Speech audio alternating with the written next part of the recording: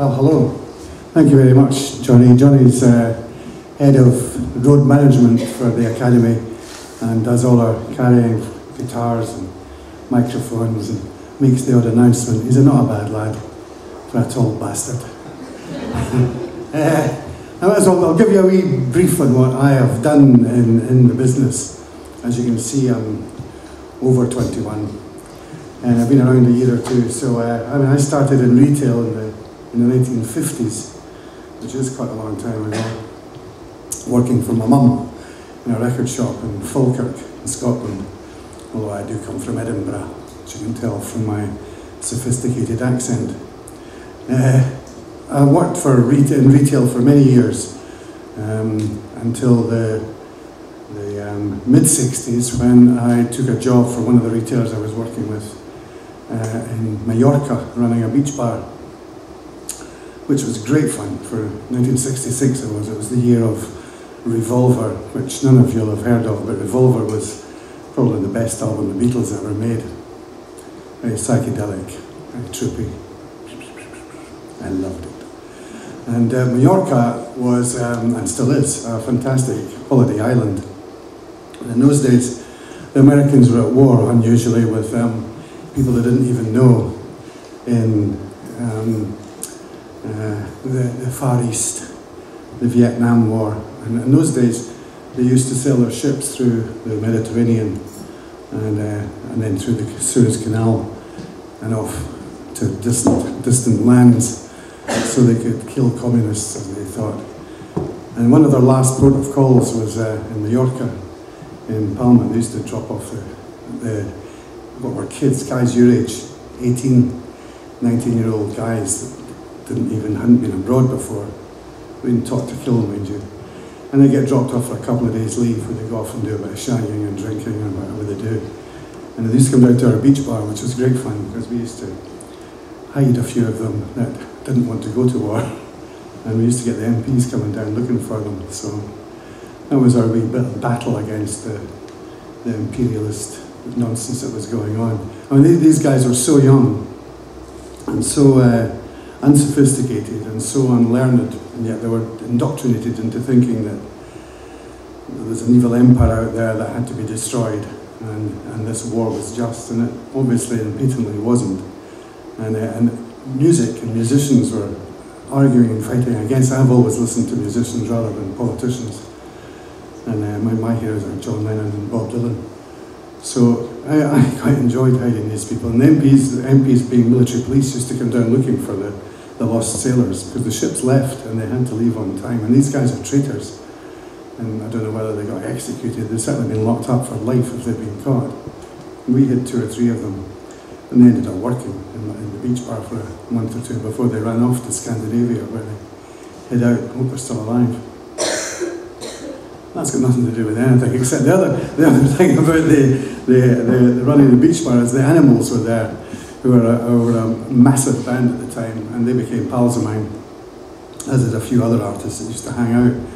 And at the time they were there, Chas Chandler, the bass player, went off to America and took a week off. They were having a break from touring and making millions of pounds. They were a huge band, and they were having a break. They'd opened a nightclub in Mallorca called the Toltec.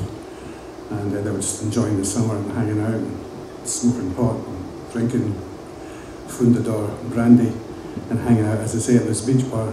And as I say, we became pals. And Chaz went off for a week. He was the more sensible one in the band, and he wanted to do a bit of business. And he and his manager, Mike Jeffries, formed another management company, and they picked up this guy that played guitar with his teeth. And it turned out to be Jimi Hendrix, of course. He came back to Mallorca and told us about this guy and said, "You wait till you see this guitarist I've discovered. He's a black kid, 19, but he's crazy about the Beatles and Bob Dylan and blues. It's quite a mixture of music and musical styles, and he's a bit of a showman as well, and he's an amazing guitarist, amazing personality." And it was Jimmy. So later that year, we all come back from Mallorca. I fell in love, came down to London, fell out with my boss in Scotland, hitchhiked down to London, met up with my girlfriend again. Her family had moved to Kings Lynn. We got pregnant, and we did what decent boys and girls did, and we got married. And in May 1967 we got married in London, and Chaz was still a pal, of course, and I'd been hanging out in Clouds, working in a shop in London by this time, got a job working in a record shop. 1967 was, actually that was an amazing year in London. London was a pretty cool place. And I had a shop, or managed this shop in Westbourne Grove near Notting Hill Gate. And kept in touch with Chaz and met up with quite a lot of pop. I mean, I was 22, 23 years of age, I was young, totally gobsmacked, still a bit of a groupie. And I'd meet quite a lot of these artists, including Jimi Hendrix. So on our wedding day, my present from Chaz was tickets to the Savile to see Hendrix play. He was headlining. The Savile was a small London theatre owned by Brian Epstein, the Beatles manager. And it was a brilliant day, and we were on Jimmy's guest list. It was quite cool and up to the, you can imagine it was the hottest ticket in the world. Jimi Hendrix, in a few short months, had gone from complete unknown, you know, he played guitar for Little Richard's band or something in America, to being an absolute superstar. And he was a superstar and a super guy. And it was great because he opened with Sgt. Pepper's Lonely Hearts Club Band that night, which wasn't even out. It was coming out a week later. And the Beatles were in the audience, the Stones were in the audience, I was in the audience with my pregnant wife. And it was brilliant. I loved it. That's just name dropping. Nothing to do with this college or what's going on here. But it's the kind of thing that turned me on. I came back to Scotland really a wee bit nervous about the hospitals in London and being a bit naive about babies and things. And my wife too, you know, frightened. Told our parents, we're going to have a baby. Oh, we wondered about the speed of your marriage. And so we came back to Scotland, got another job in another record shop, and my brother said to me, I'd like to start a record shop. Do you fancy helping me out? And I did. And we opened a shop in Falkirk, Brian Findlay's it was called. And we specialised in import records. By this time I'd been in retail really most of my life. I'm now ancient, 23. And I've been really on and off record shops for 8 years at this point. I really knew my stuff, and having worked in London and gained a lot of experience there and contacts, American contacts in particular, we imported American underground music, you know, Frank Zappa and Captain Beefheart and things, and really got a name for ourselves in Falkirk, which is a wee town, about the size of Hitchin. And if you can imagine Hitchin having a record shop in London, not having a record shop, and people from London having to come to Hitchin to buy them, that's what it was like. People from Falkirk, from Glasgow and Edinburgh, were coming to Falkirk to buy their records. And so we expanded, opened a second shop in Edinburgh, which is my old hometown anyway. I came out with this carrier bag. I funded it at Bruce's and called the shop Bruce's. Brian's in Falkirk, Bruce's in Edinburgh. But this shop really took off. It's phenomenal. And within another 2 years, we had 10 shops throughout central Scotland, all doing kind of, for the want of a better word, underground rock music. And we became pretty legendary in Scotland, and very well known, very well respected. And we were great. I mean, and we were unique. There was no shop like us, or no indie underground record. There was one in London called One Stop, which was very good, in South Molton Street that I kind of was inspired by. But within a few short years, other people did start up. Richard Branson started up with Virgin Records, and he had a much more expansionist idea. I mean, I like Richard, and we became great pals years later, but he's much more into the game of Monopoly and getting hotels on Mayfair than I was. I was quite happy with the waterworks, you know, and things like that. So he really expanded into Scotland, the bastard, and really began to hurt us. Another shop sprung up as well, very similar. So really the cake was only one size, it was being divided. So we very nearly went bankrupt, got taken over by Guinness, the drinks company. Weird, but they had a retail division, I hated it.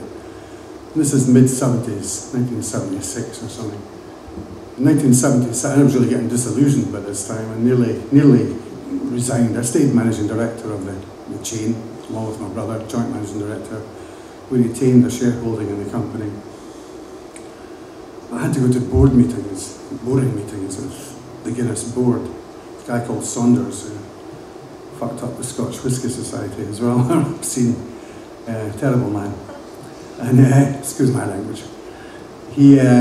So as I say, going to these meetings was hellish. But then, in 1977 or 76 actually, the Sex Pistols came out with Anarchy in the UK, and a new record label started off, which was It's not a great record particularly, but it was very exciting, and it was anarchic and irreverent and cheeky. I liked that. I liked the rebellion of it. But also a record label started in London called Stiff Records, which was fantastic. And again, run by a guy called CHVRCHES. They signed Elvis Costello and Ian Dury and the Blockheads and the Damned and a few others. And they were a really cool record label. Their logo, I mean, my logo was quite nice. I found it at Bruce's. Theirs was, if it ain't stiff, it ain't worth a fuck, which I thought was quite good. So Stiff Records inspired me, and I thought, and they were making records, singles, for a few £100. Record industry had become pretty big by this time. Album sales were now in the millions. Artists were becoming mega rich. Music was the beginning of stadium rock, and bands were, the Faces had grown from being a kind of pop, fantastic band, or still a fantastic band, but moving into arenas. So were the Who. Beatles had split up. Stones were verging on doing stadiums at this point. So music, and there were bands like Genesis and Yes and ELO, and they were gigantic, and spaceships were flying around, and everyone was getting stoned, and music just didn't touch with people, young people particularly, but punk rock did. And it was cheap. It was inexpensive. It wasn't about money. And so to me it was a sort of revolutionary time, and I thought I'll start a record label, and I did. I started a record label called Zoom inside a band called The Valves, and released a single of theirs called Robot Love. It was a double A side, Robot Love and For Adults Only, which was brilliant, and I sold about 15,000 copies of this record. This is quite remarkable. I mean, my chain of record shops obviously helped.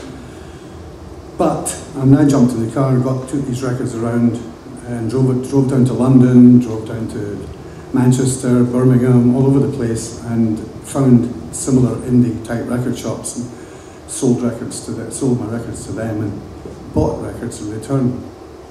And there really was a kind of a revolution starting up then. I mean, several record labels sprung up within the next few years, and it seemed to me like this was going to be the change of the music industry for the better. Instead of having 5 major record companies, which is what we had roughly, we would have 500 small record labels from every little town in the land, producing local artists and making enough money to continue to make records and sell them to other towns. And so this is how I saw it. Guinness didn't agree. Well, the record, by the way, was great lyrics, walking down the Autostrada all shagged down. I don't want to be just another damn crowd. Adolf was a business artist. Okay. So that was The Valves. The Valves lyrics were brilliant. The second artist I signed was a band called, well, actually they were called Slick, and they'd already had a couple of #1 singles written by Bill Martin and Phil Coulter. They wrote Congratulations and Pop on the String. They were a Glasgow band. Very clean living, power pop, for the want of a better word. Really good little band, young, but punk wiped out these kind of bands. They were like the boy bands of today, except they played guitars and drums, the Bay City Rollers, Slick, bands like that. And they came to me, this band Slick, it was mid-year, and said, we've got a record, but if we brought it out, people would think we're jumping on the bandwagon. But it's a record we've written ourselves, it's called Gonna Put You in the Picture. Would you really sit, and we'll come up with a fake name, we've called ourselves PVC2, and we've done a little cover for the single. Those were 7-inch singles, by the way, in those days. Records, you know what records are, don't you? Vinyl. You ever seen a record? You've not seen a record, you're liars. You all download and all that sort of shit. Come on. Anyway, records were great. You could eat them. So we used to sell records to vinyl junkies. And so anyway, this single was brilliant as well. Really good record, really good track. And released it, and it went to #2 in the indie chart, sold about 12,000 copies of it. Mid ran off to London and joined a band, formed a band called the Rich Kids, and then joined Ultravox and had crap hits, Vienna and things like that, and rubbish. And, but for a wee while there, it was anarchy. It's brilliant. A young Simple Minds came to see me. They just formed out of the ashes of a band called Johnny and the Self-Abusers, weird name. Now they were just teenagers, and but they were good. They came along with a demo to see me, not really to sign to me, not to be managed by me, but really just for advice. At this time I was ancient. I was like 35 years of age, 34, 35. I seemed to have been in the business for 100 years as far as everyone was concerned in Scotland. So I was a sort of the guy to know. And so I was quite flattered and always was giving out words of advice. But I loved them, and their demo was sensational. And I went along to see them a couple of days later live, and I was blown away in Glasgow. And we became pals. And over the next few months we discussed the taking over of the world, how to conquer the world, and what records were about, what record labels were about, what was good and who was bad and who wasn't. And I managed to persuade Arista Records, who are one of the majors, to give me a license deal so I could get enough money to sign. I saw Simple Minds as a band that should make albums. They weren't just a singles band. And I signed them to my label with the backing of Arista. Now Arista in those days had artists like Shawadi, Barry Manilow. Excuse me, these were the artists that they sold many records of. They also had Patti Smith and Lou Reed and Iggy Pop on the label, but they weren't selling any records. But they were hip, and it allowed me to think, well, they must be quite a good label. They've got these artists, you know. So we did the license deal with them. We made we made one album very quickly within months. Got it out. It was a minor hit. Didn't go as high. Well, it did. The single didn't go as high as Sandy Denny's first single. Ours went to 63 in the charts. The same week as Gary Newman and Jimmy Armour went to 62. We went to 63, came in at 63 and dropped. He went to 62 and got on top of the pops. And the next week it went top 20. The next again week he went to number 1 and we kind of disappeared. But it was quite a good record. It's called Life in a Day. And the album was pretty good too. We made a second album, at which point Guinness called me in one of the monthly meetings. He said, "Bruce, what are you doing, wasting your time with this record label? You should be behind the record shop counter selling records. You know, you're struggling." I said, "Come on." I said, "I'm old. I've got these young kids working behind the counter. They know far more about what's happening with the charts these days than I do. I'm out of touch. But this label is cool, and I've got this band, Simple Minds." And they said, "Well, we don't like Simple Minds. We think they're crap, and we think the album's crap. We don't think it's got a chance of happening, their second album." I said, "What the f do you know about records and music? You know nothing. You make shit beer. I hate your beer." I don't think that would sell either, but it seems to sell bucket loads. You know, it's crap. So I don't know. Some of you'll probably like Guinness. I think it's horrible. Looks good. It's like licorice with cream on top. You know, I like it. I like the look, but the taste. And I was teasing them as well, but I didn't like Guinness, and I don't like Guinness. But they said, no. We know more about music than you know about beer. So that's rubbish. You know nothing about music. I'm right. I think this band will be huge. In fact, if anything, you should allow me to go full-time on the record label. You should pump a couple of million into it. We'll take on Ransom, no problem. Virgin Records. We'll wipe the floor with them. You know, we're much hipper than they are. They're still full of hippies and dippies, you know. Although they've just signed the Sensibles at that time. So they said, no, we're not going to do it. And I said, okay, I'll tell you what. I've got 15% left in Bruce's record shops. You can take the 15%. I'll give you my shares, but you give me Zoom Records. Let me take Zoom Records away. Zoom is part of the little Bruce's empire, you know. I said, you let me take the record label away, and I'm looking after this band at Simple Minds. And let's see what happens. Give me 6,000 quid, which was my annual salary at the time. And they did. They called my bluff. You know, 2 years later, Simple Minds were selling, you know, 1 million albums, and about to want to sell 40, 50 million albums. We're number 1 in the charts, biggest band in the land. I've got a bucket of water here that we can put the phone in if you like. That help? That'll silence it. I know how to silence these phones. So Virgin. Guinness said to me, right, off you go. I said, I'll go. 2 years later, they've closed all the shops. And Simple Minds are, as I say, one of the biggest bands in the land, if not the biggest at that time. And they went on to have a massive career.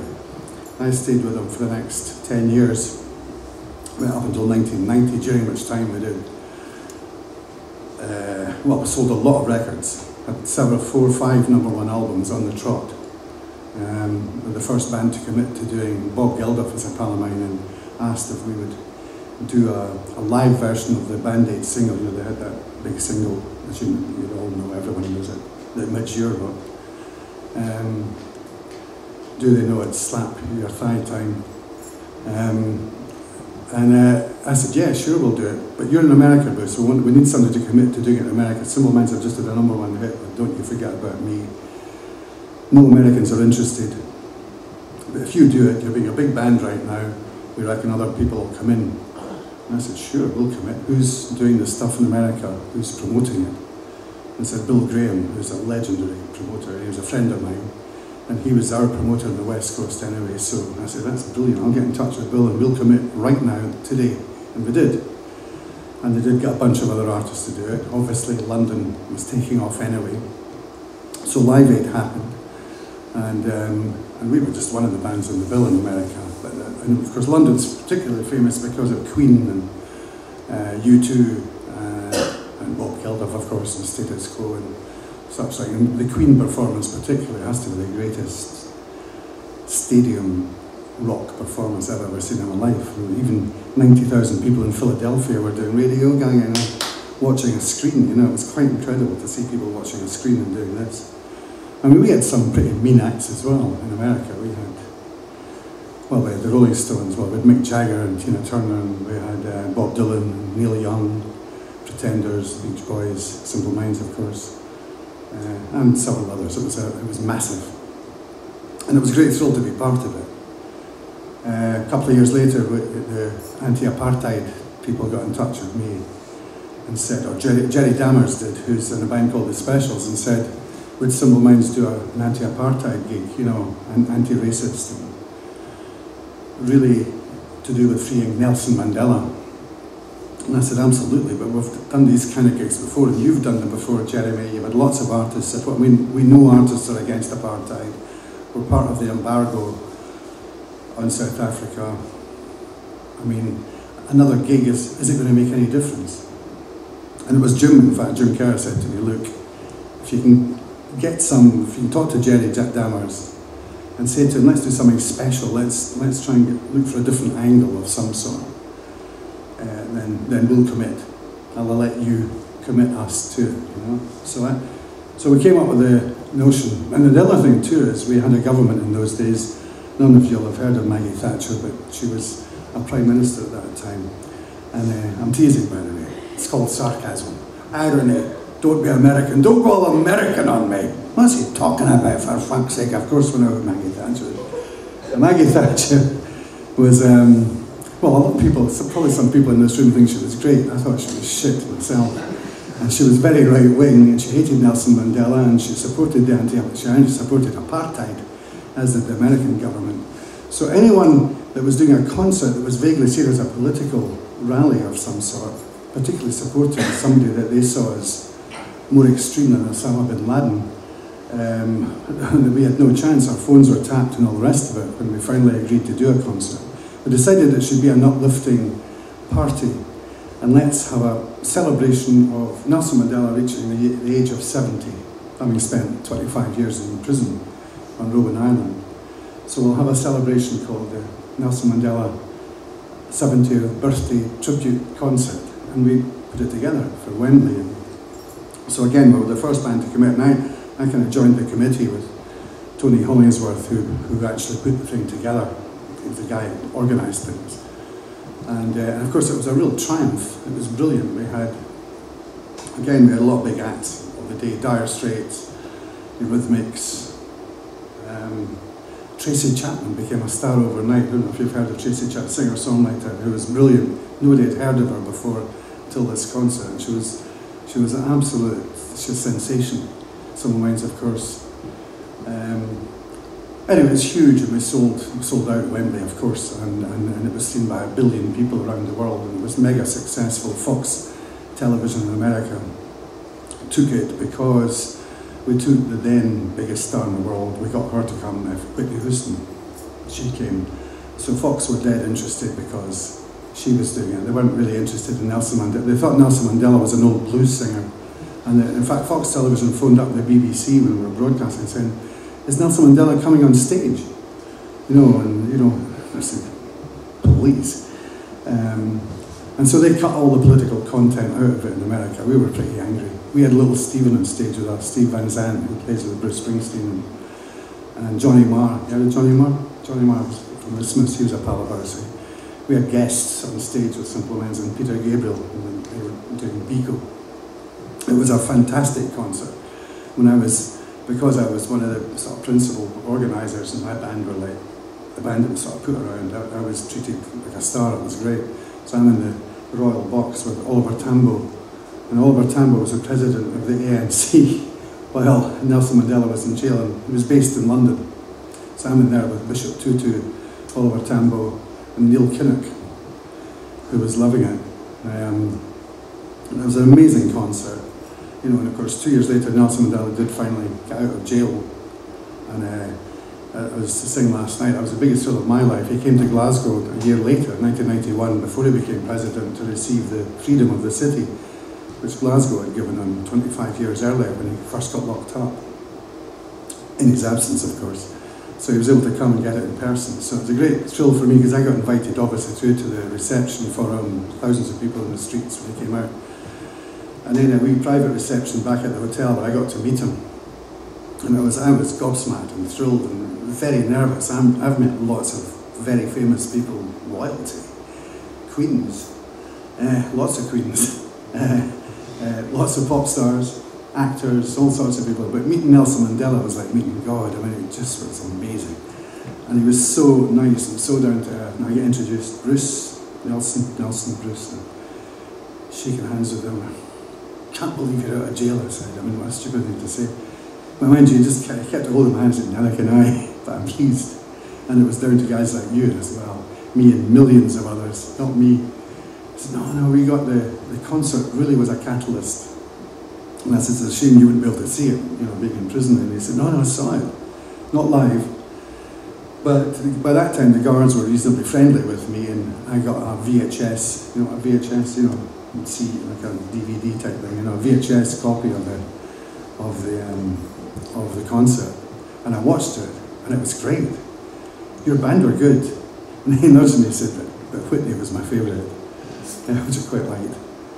He said she was a bitch. I think about it, she was a fabulous singer, but she didn't have a clue who else, didn't care really. She was there because it was enhancing her career, and she was a real prima donna, and didn't engage with any of the acts backstage and the artist. We had Whoopi Goldberg introduce Simple Minds on stage. She was great fun, totally up for the cause. And as most of the artists were, but some of them definitely it was good. It was a good moment for their career. So anyway, I continued to manage Simple Minds for the next couple of years. And the last year I managed them, the last year of my management with them, the accountants had said to them, look guys, you're paying a hell of a lot of tax. You're out the country a lot of touring. If you really timed it better, you could avoid paying this tax. It's a big thing these days, tax avoidance and tax evasion.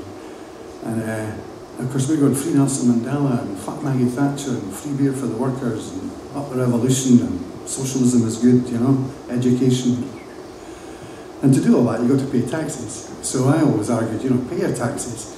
You're rich bastards anyway, you can afford it. But the year before I split with them, we're going to be doing a big tour, big new album coming out. And the accountants had said to the band, I'd had a meeting with them, look guys, individually you're all going to be paying about £400,000 tax next year. That's a lot of tax. You could avoid paying that, if you were legally sensible, if you were just time your touring a wee bit differently. We're out the country a sufficient number of days. And they came to me and said this, and I said, well look, the accountants could equally have said, it's optimists and pessimists, half full, half empty, these arguments. I said, the accountants could have said to you, guys, you're going to make £600,000 tax paid next year, and you're shouting up the revolution and fuck this and fuck that, So, why didn't they say that to you? And paying your taxes and being principled is an important thing, in my opinion.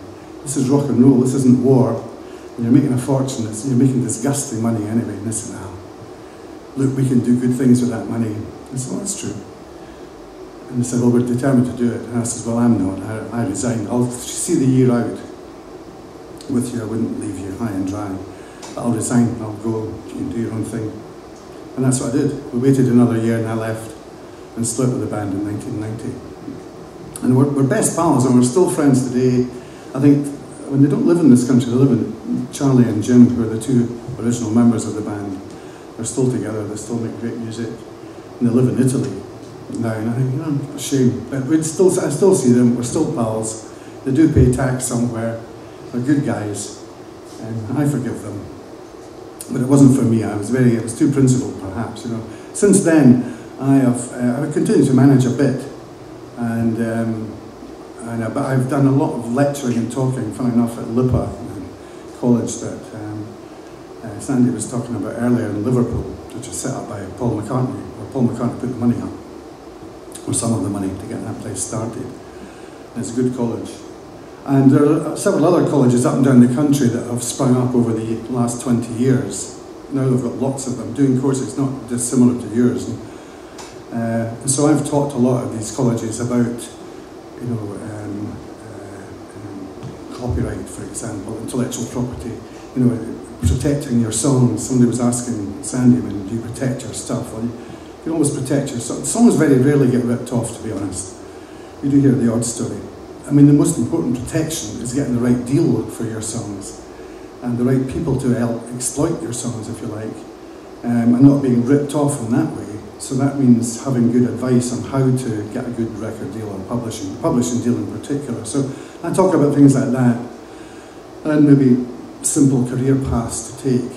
And I also talk to a lot of parents who are concerned that their kids want to become rock and roll artists and musicians. You know, can you make a living out of music? Well, it's hard, but it's an honourable thing, an honest thing to do, and it's a great thing to do. And of course, there are many careers you can do in the music business as a whole, not least of all doing things like stage lighting, production, sound engineering, and even as a musician, being a session musician, playing in a big covers band, being your own artist, of course. Some people want to become just pop stars and famous. You know, that's fine too, that's okay. But there are many jobs. I mean, there's also things like music therapy, which is a wonderful thing. And music is a magic thing that cures people and makes people that are not very well a lot better. Helps people like autistic children. And there are some miracle stories of children that can hardly talk, can't talk, and won't talk to their parents even, you know, that through music come to life and get a life, and it's magic. I mean, if you hear stories about it, trust me, you should check out Nordoff Robbins and see what music can do for people. And one last thing before you get some music and be entertained is that I always say one last thing is that, you know, some people want to join the army, and you can go around the world with a gun, or you can go around the world with a guitar. I don't know what I'd rather do. Thank you.